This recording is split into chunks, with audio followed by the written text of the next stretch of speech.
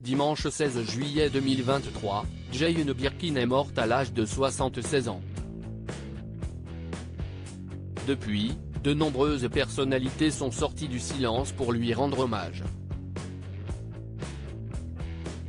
C'est le cas Serge Lama qui lui a dédié un poème. Seulement, il s'est attiré les foudres.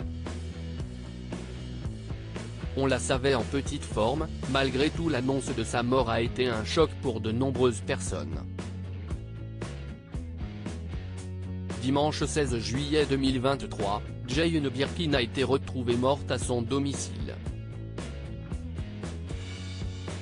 Immédiatement, de nombreuses personnalités n'ont pas hésité à sortir du silence pour lui rendre un hommage appuyé.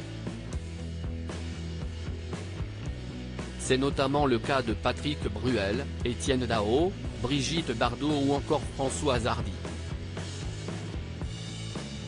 S'ils ont tous écrit des mots qui ont touché le plus grand nombre, l'hommage rendu par Serge Lama semble mal passé.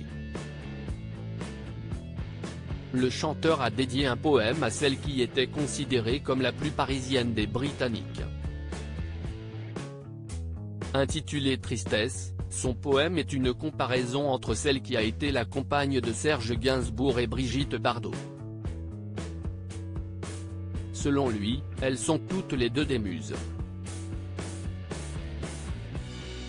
Vadim inventa Bardot et Gainsbourg inventa Birkin pour la France. Deux grands cadeaux, deux grands affronts aux misogynes, fer de lance qui porte haut la haute image féminine. Gloire à Birkin en son tombeau. Tristesse, barre oblique comme une pluie fine, est son poème. Immédiatement, sur Twitter, de nombreux internautes ont critiqué les mots employés par Serge Lama.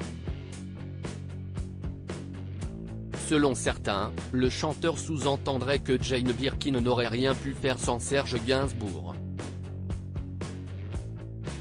Serge Lama n'a pas répondu aux critiques dont il est la cible. Si je peux me permettre, je crois que c'est Jane Birkin qui a inventé Gainsbourg. Ou plutôt, elle l'a libéré et encouragé à explorer ses côtés les plus originaux. Et Gainsbourg inventa Birkin. Comment dire que tu es sexiste sans dire que tu es sexiste, peut-on par exemple lire parmi les nombreux commentaires.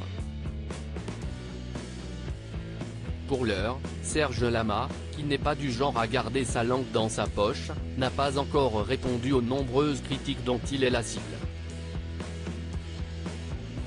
Nul doute qu'il ne manquera pas de le faire s'il estime que c'est nécessaire.